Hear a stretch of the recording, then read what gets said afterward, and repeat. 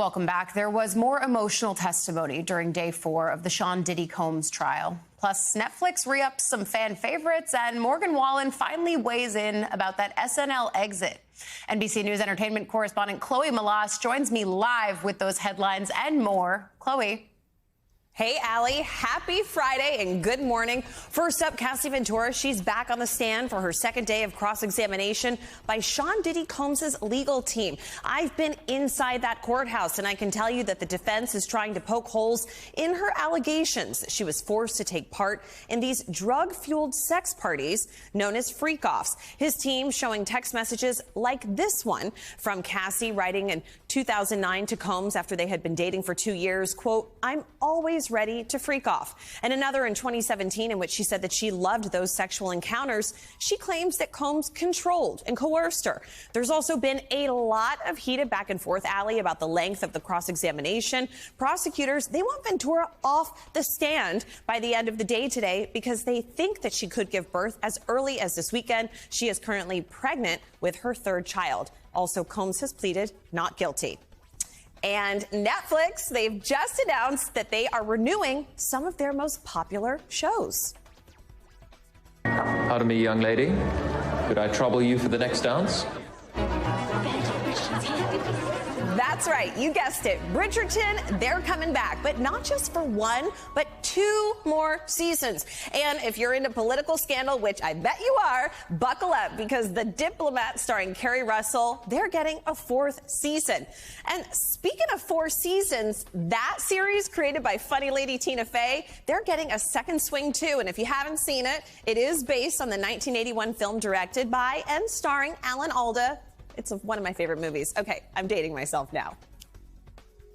Watch 4 seasons yet, but I am an avid Bridgerton viewer, so I'm kind of burning for those new seasons. But I got to do some binge watching here, I think, because I don't think I'm caught up. The last time I saw it, I think the characters were in very different places, Chloe. I don't know.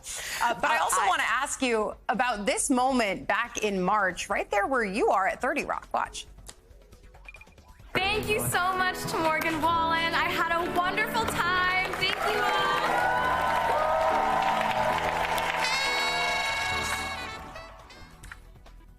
So Morgan Wallen's finally addressing his controversial SNL exit.